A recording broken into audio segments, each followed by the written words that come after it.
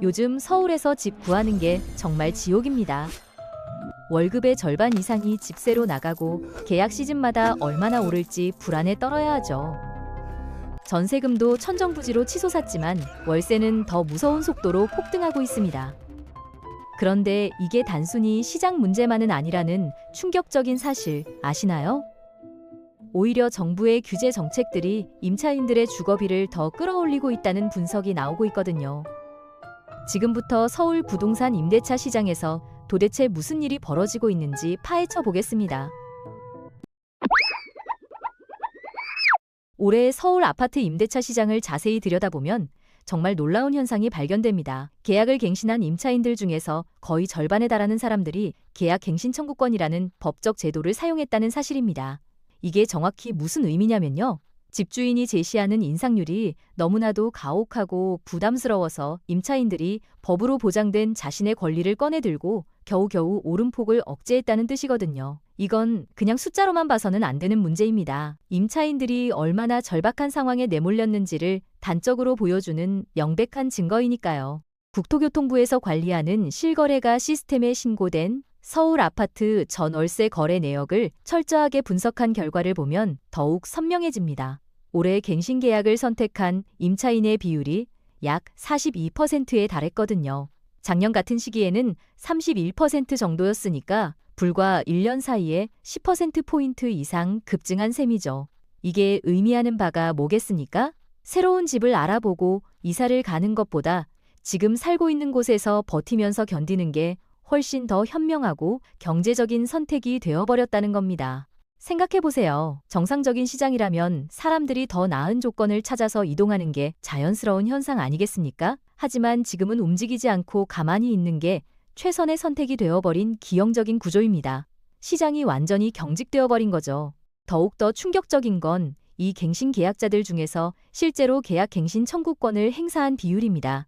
작년에는 33% 정도였는데 올해는 거의 50% 가까이 뛰어올랐거든요. 정확히 말하면 49.3%입니다. 절반에 육박하는 수치이죠. 이건 단순한 통계 숫자가 결코 아닙니다. 임차인들이 얼마나 절박하고 막다른 상황에 내몰렸는지를 적나라하게 보여주는 명백한 증거이거든요. 계약 갱신 청구권이라는 제도가 정확히 뭐냐면요.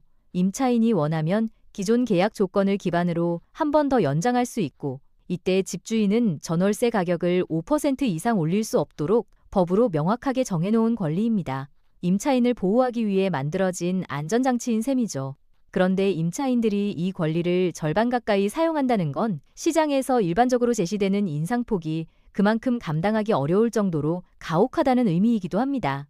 사실 이 제도가 없었다면 어땠을까요? 아마도 훨씬 더 많은 임차인들이 견디지 못하고 더 열악한 조건의 집으로 내몰렸을 겁니다. 그런 의미에서 이 제도는 분명히 필요하고 중요한 보호 장치이긴 합니다. 하지만 동시에 이렇게 많은 사람들이 이 권리에 의존해야 한다는 사실 자체가 시장이 정상적으로 작동하지 않는다는 반증이기도 하죠. 그런데 이런 현상이 왜 생긴 걸까요? 그 배경을 살펴보면 전세 시장에 급격한 변화가 있습니다. 2023년에는 역전세 문제가 심각해서 갱신권 사용 비율이 30%대까지 떨어졌었거든요. 집값이 떨어지니까 전세금도 하락하고 오히려 새 계약이 더 유리한 상황이었던 겁니다. 하지만 작년 하반기부터 완전히 분위기가 바뀌었습니다. 전세값이 다시 상승세로 돌아서면서 기존 계약을 유지하는 게 훨씬 경제적으로 합리적인 선택이 되어버렸죠. 그래서 갱신권 사용률이 다시 치솟기 시작한 겁니다. 이런 상황에서 더욱 심각한 문제가 하나 더 불거졌는데요. 바로 월세 상승률이 전세 상승률을 추월해버렸다는 사실입니다. 이게 얼마나 이례적인 현상인지 아시나요? 보통 집값이 오를 때는 전세값이 월세보다 더 가파르게 오르는 게 일반적인 패턴이거든요. 한국부동산원에서 조사한 자료를 보면요. 올해 1월부터 12월까지 서울 아파트 월세 가격이 누적으로 3.29%나 올랐습니다.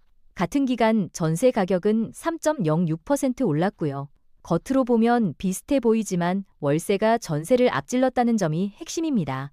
작년만 해도 전세는 5.23%나 올랐는데 월세는 2.86% 오르는 데 그쳤거든요.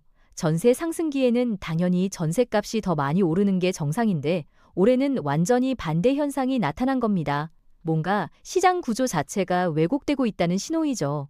그렇다면 이런 비정상적인 현상이 왜 발생한 걸까요? 전문가들은 정부의 규제 정책을 가장 큰 원인으로 꼽고 있습니다.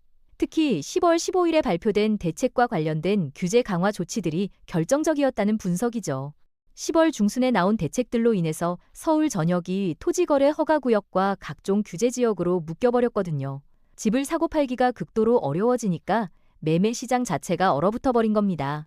그러니 사람들이 집을 사는 대신 임대로 해결하려는 수요가 폭발적으로 늘어났죠. 문제는 여기서 끝이 아닙니다.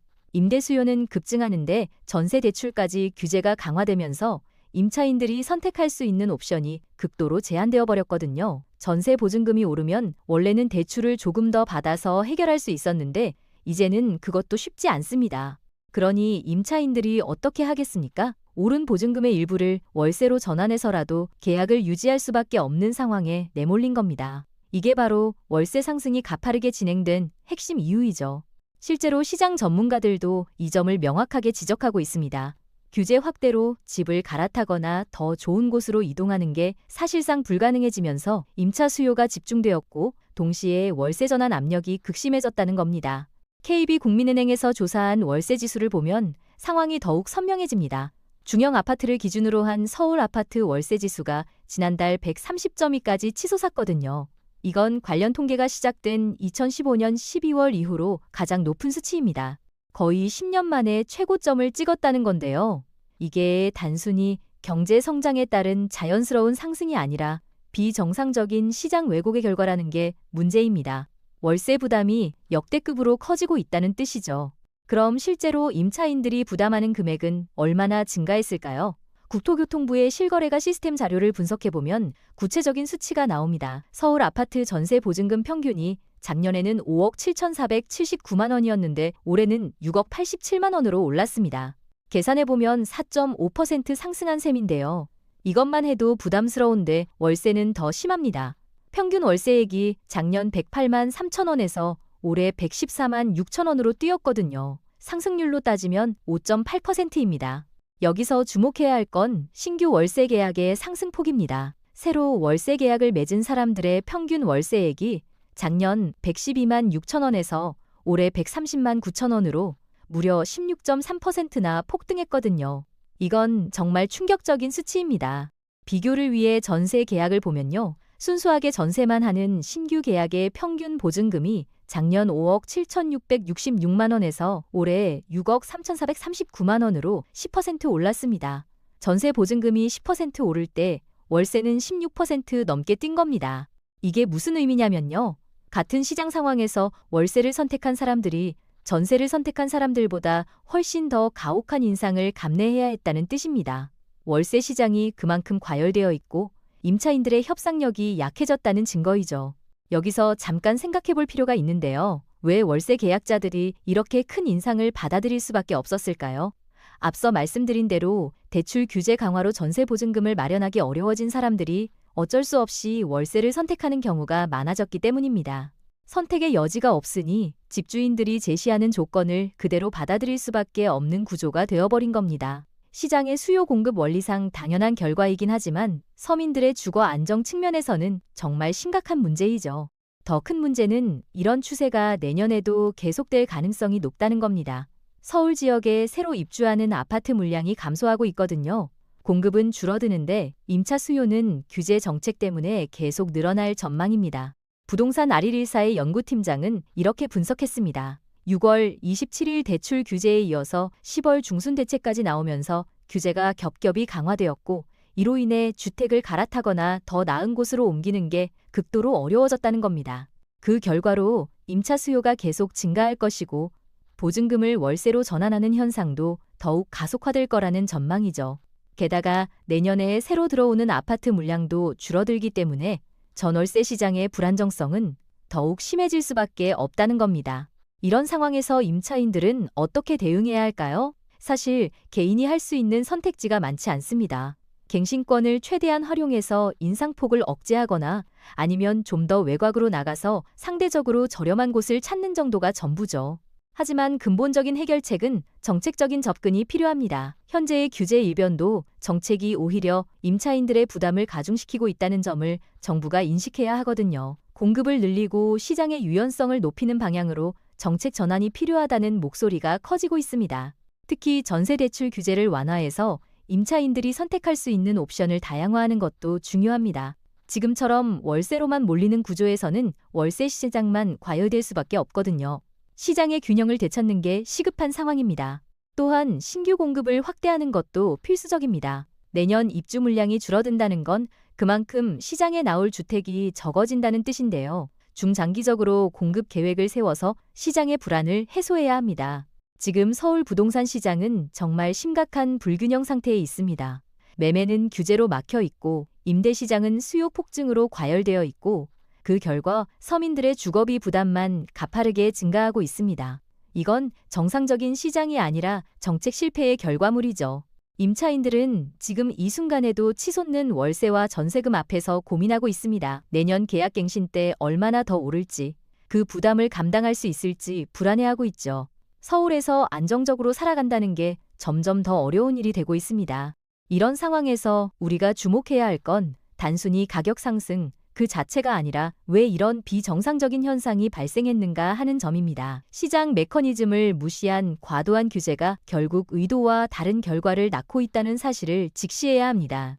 갱신권 사용률이 50%에 육박한다는 건 그만큼 많은 임차인들이 법적 보호장치에 의존하지 않으면 버틸 수 없는 상황이라는 뜻입니다. 이건 건강한 시장의 모습이 아니죠. 시장이 정상적으로 작동하려면 임대인과 임차인 간의 자율적인 협상이 가능해야 하는데 지금은 그런 여건이 완전히 사라졌습니다. 월세 상승률이 전세를 앞지른 것도 마찬가지입니다. 이건 시장의 자연스러운 흐름이 아니라 정책적 왜곡의 산물이거든요. 대출 규제로 전세 선택이 어려워지니 월세로 수요가 쏠리고 그 결과 월세 가격만 비정상적으로 치솟는 악순환이 반복되고 있습니다. 신규 월세 계약의 16% 넘는 인상률은 정말 충격적인 수준입니다. 1년 사이에 월세가 6분의 1 가까이 오른다는 건 일반적인 소득 증가율로는 감당하기 어려운 부담이죠. 많은 가구들이 생활비를 줄이면서까지 집세를 내고 있을 겁니다. 이런 문제들이 내년에도 지속될 거라는 전망은 더욱 우울합니다. 공급은 줄고 수요는 늘고 규제는 계속되는 상황에서 임차인들의 고통은 심화될 수밖에 없거든요. 근본적인 정책 변화 없이는 이 악순환을 끊기 어렵습니다.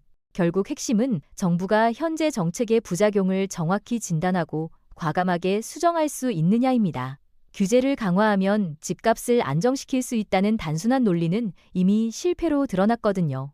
오히려 시장을 왜곡시키고 서민들의 주거비만 높이는 결과를 낳고 있습니다. 앞으로 서울 부동산 시장이 어떻게 변할지는 정책 방향에 달려 있습니다. 지금처럼 규제 위주로 간다면 임차인들의 고통은 계속될 겁니다. 하지만 공급 확대와 시장 정상화에 초점을 맞춘다면 상황이 개선될 여지도 있죠. 임차인 여러분들은 당장 눈앞의 계약 갱신을 걱정하고 계실 텐데요. 갱신권을 적극 활용하시고 다양한 선택지를 검토해 보시기 바랍니다. 동시에 이런 구조적인 문제들에 대해서도 관심을 가지고 목소리를 내는 게 중요합니다. 시장은 결국 정책과 수요 공급에 의해 움직입니다. 지금 서울 임대차 시장은 정책 실패로 인한 수급 불균형이 극심한 상태입니다. 이 문제를 해결하지 않는 한 임차인들의 부담은 계속 증가할 수밖에 없습니다. 여러분이 이 글을 끝까지 읽으셨다면 아마도 부동산 문제에 상당한 관심을 가지고 계신 분일 겁니다. 이런 정보가 도움이 되셨다면 좋아요와 구독으로 응원해 주시면 감사하겠습니다. 여러분의 주거 안정을 진심으로 응원합니다.